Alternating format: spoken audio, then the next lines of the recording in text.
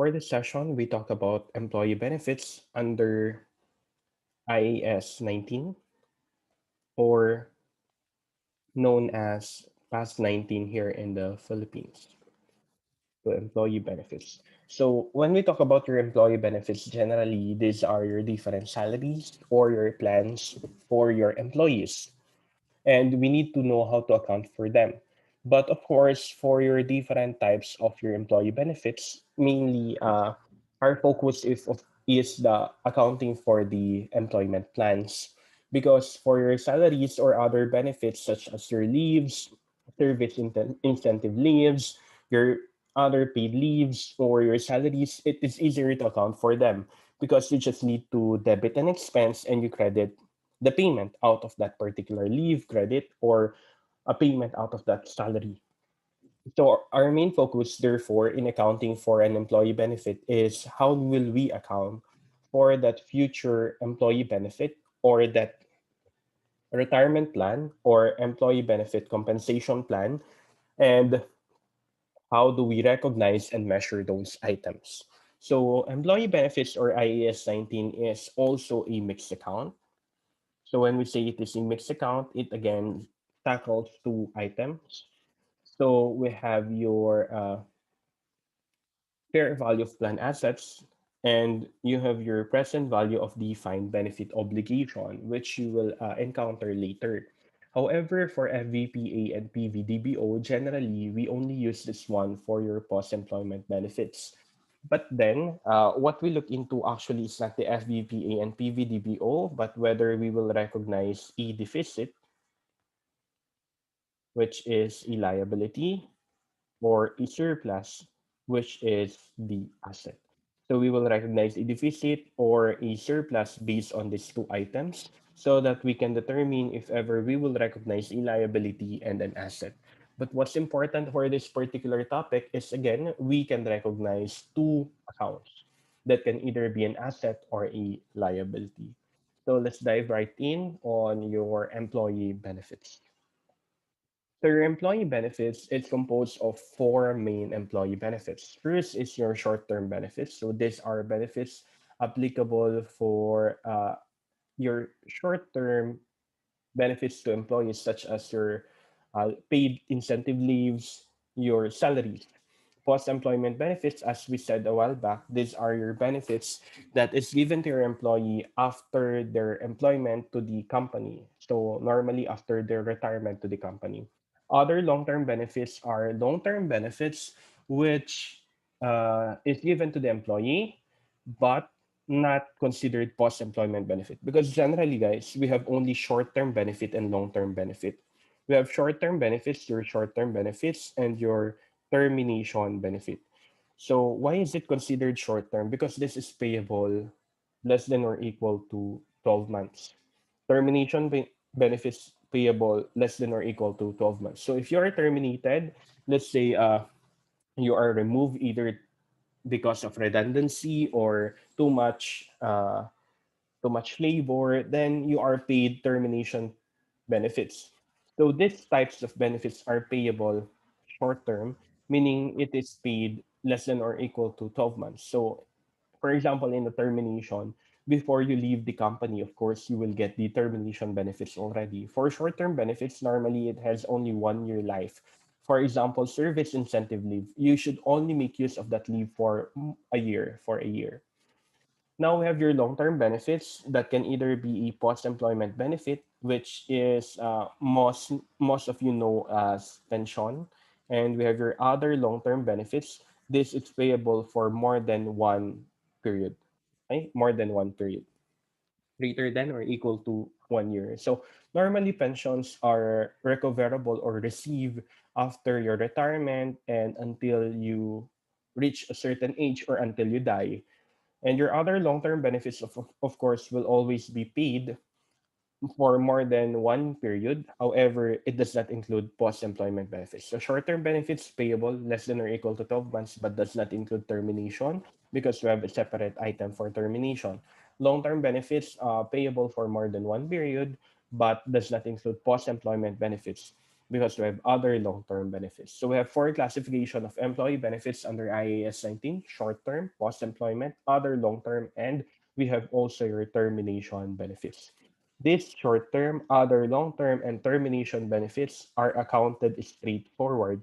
So when we say they are accounted straightforward, generally you just need to debit an expense and you either credit cash or a liability in case you did not yet pay that particular benefit. So for example, you have a leave and you will give that leave already. So debit expense, you credit cash. Termination benefit, which is too prevalent nowadays because of COVID. There are several cuts on your jobs, or there are several job cuts or a decrease in the labor or manpower in different industries right now. They are given termination benefits at the time of their termination. So you just debit an expense and you credit cash, or liability. Liability if unpaid, if paid, credit cash. So our main problem really is your post-employment benefit. So how do we account for that post-employment benefit? So first, we dwell on short-term benefits. Short-term employee benefits are expected to be settled wholly before 12 months, as we said, less than or equal to 12 months, or after the end of the annual reporting period, but which employee services are rendered but do not include termination benefits, because we said short-term benefits generally are your short-term benefits and your termination benefits. But again, they are to be accounted straightforward. So one example of your short-term benefit is your compensated absences. These are absences for which employees will be paid even though they are absent. Because as a rule, guys, we said on your labor, if you do not work, you do not have pay. But what is a compensated absence? You did not work, but you have a pay. So how do we account for that? We account for it as an expense. So examples are vacation leave, sick leave, and sabbatical leave. So these are different leaves. So normally in a leave, you get absent, but you are still paid. Also have your profit sharing or bonus payments in case your employee will share on your income or they will have a bonus out of your income. So if you still remember the rules on your bonus payments, which you have learned before in your AE 100, such as your bonus after tax, after salaries, interest, those items. So those are known as bonus payments or profit sharing. They are also considered short-term benefits. Remember, any payment to your employees are considered employee benefits. So in this case, this bonus payment or profit sharing, another payment to your employee, still employee benefit. Next, we have your post-employment benefits. So these are informal or formal arrangements where an entity provides post-employment benefits to one or more employees. Examples are your retirement benefits, life insurance, and medical benefits. Normally, retirement benefits. And for your post-employment benefits, we have two types of plans. We have either a defined contribution plan or we have a defined benefit plan. In a defined contribution plan, what is defined here is the fixed contribution. For example, you will pay 500,000 per year. That is your defined contribution. Here, what is fixed here is the amount of benefit to be paid to your employees. So for example, the amount of benefit to be received by your employees at the end of the uh, employment is 5 million, then that is your defined benefit. Take note, defined contribution, what is defined? The amount of your contribution to the fund. In defined benefit, what is defined? The amount of benefit to be paid to your employees. That's why it's called defined contribution plan and a defined benefit plan. Defined contribution, the amount of contribution to the plan. Defined benefit, the amount of benefit that will be given to the employee. So how do we account for your defined contribution plan? Again, it is quite straightforward. You just debit an expense and you credit cash. If it's still unpaid, you can credit a liability. So this is most likely a short-term benefit accounting, a other long-term benefit accounting, or is still applicable to your termination benefit accounting. They are all the same. What is different here really is the accounting for a defined benefit plan. So this one is the different. All others, they are the same. What is different is your defined benefit plan. So how do we account for your defined benefit plan? So in accounting for defined benefit plan, we have three steps. First, we determine any deficit or surplus. And based on your deficit or surplus, we have either a liability or asset. As we said a while back, if you have deficit, you have a liability. If you have surplus, you have an asset. So what do we call that liability? Net defined liability. What do we call that asset? Net defined asset. Furthermore, we need to determine the components of your defined benefit cost to be recognized in profit or loss or OCI. Okay? So after we need to determine these items, then we are ready to account for your defined benefit plans. If you still remember, if you still remember, guys, what are the items of your OCI again? We have here your cited, right? So first, your revaluation surplus. Then we have your investments measured under FVT OCI. I know you have read this one already because that is under PFRS 9. I have provided it as a reading assignment. This one, we have finished it under PAS 16. Next, we have your translation gains or losses. We will not meet this one. Next, we have your employee benefits as to your defined benefit plans remeasurement. Then we have your derivatives, which I hope you have also encountered under your PFRS 9. So as you can see, here, one item is your employee benefits on your defined benefit plan as to your remeasurements. So on your defined benefit costs, remember, defined benefit costs, we have three. We have first your interest costs. Then we have your remeasurements. Oh, we do not start with remeasurements yet. After interest costs, we have your uh, what do we call that one? Your total benefits or your contributions based on your contributions. Then or net benefits. Then we have your remeasurements. These are the items of your defined benefit cost. Anyway, we will discuss this later. These two items will be presented in profit or loss, interest cost, and the amount of benefits. Remeasurements will be presented in OCI. Okay? So first step, determine deficit or surplus. If there is a deficit, there is a liability. If there is a surplus, there is an asset. And lastly, we account for defined benefit costs to be presented in profit or loss and OCI. So first step, determine deficit or surplus. So we have two items here, as we have said, PVDBO or present value of defined benefit obligation, and then we have your fair value of plan assets. If PVDBO is greater, we have a deficit. If PVDBO is lesser, we have a surplus.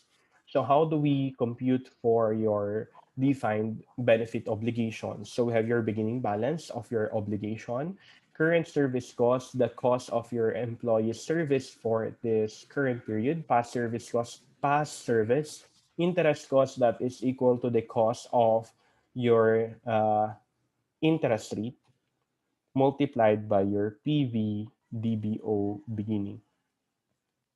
Actuarial loss means there is an increase on the value of the obligation. Benefits paid, of course, the amount paid to your retirees. Actuarial gain is a decrease or is a decrease on the amount of your obligation to compute for your balance of PVDBO. Next, we have also your fair value of plan assets. So this is the amount of your fund. So beginning balance you place on your fund, actual returns on plan assets. So any income on plan assets and your contributions to the plan, less your benefits paid will give you your fair value of plan assets ending. So I just want to show you how to compute for those present value of defined benefit obligation and your fair value of plan assets. Don't worry, you will not compute in your quizzes and your exams. So I just want to show you the T accounts of those items. So once we determine the PVDBO, this is the amount of your obligation, and fair value of the plan assets, this is the amount of your fund. If PVDBO again is greater, we have a deficit. If lesser, we have a surplus. After we determine deficit and surplus, we determine if we have a net defined liability or net defined asset. If there is a deficit, we said we have a net defined liability. If we have a surplus, we have a net defined asset. But the question is, what amount of net defined asset? The amount should be the lower between surplus and asset ceiling. The amount should be the lower between surplus and asset ceiling. So the question is, what is the asset ceiling? Asset ceiling is the amount of refunds from the plan. Okay. Remember, you have your fair value of plan assets. This should cover your present value of defined benefit obligation. Now, your plan assets is greater than your PVDBO.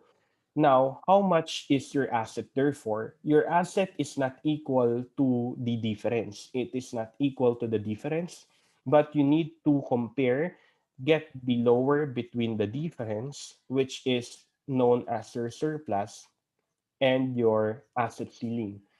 What is an asset ceiling again? That is the amount of refunds from the plan. So in short, if we have a difference of 50,000, but we can only receive 30,000, how much should you recognize? The 30,000. Because again, we say this is the refunds from the plan. In short, that is the amount that you will ultimately recover out of the difference. So what is ultimately recovered is 30,000. Therefore, you can only recognize up to 30,000. That's how your surplus is counted. Again, if you determine a deficit based on the first step, we have a net defined liability. If you determine a surplus, we have a net defined asset. In a net defined liability, whatever is the difference, that is already the amount of your net defined liability. But in net defined asset, how do we measure it? We measure it at the lower of the surplus and the asset ceiling. So you must always compare this one. So whatever is the lower amount, that is the amount of our net defined asset. After that, we account already for your defined benefit cost, which is composed of the three items. I already remembered the first one, service cost. Next, we have your interest cost.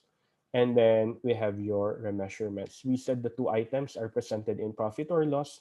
Remeasurements is placed in OCI. So step three, accounting for the cost or defined benefit cost. So we said it is composed of three items: service cost, net interest cost, and your remeasurements. Service cost and net interest cost is presented in profit or loss. Remeasurement is presented in OCI. So what are the items of service cost? We have your current service cost, past service cost, and gain or loss in settlement. Your net interest cost, we have your interest income on plan asset. So that is equal to your fair value of plan asset multiplied by your interest rate.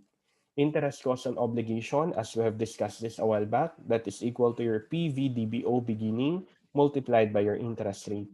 And then we have your interest effect on asset ceiling. This interest effect on asset ceiling is based on the difference of your asset ceiling and the surplus calculated. So you will multiply it to your interest rate. Anyway, just remember interest cost on asset ceiling should be included in net interest cost. Do not worry about the calculation. Remeasurements, we have three remeasurements: actuarial gains or losses, as we have said a while back. Those are increases or decreases on your present value of defined benefit obligation. We also have your difference between ROPA and your income. So ROPA, return on plan assets. Income is their income on plan asset. And also your difference between effect and your interest on asset ceiling.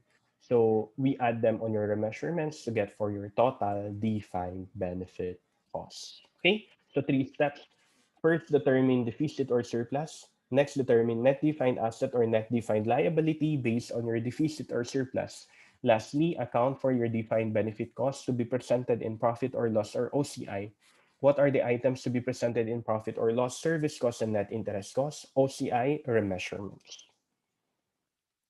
And that's the end of our accounting for employee benefits.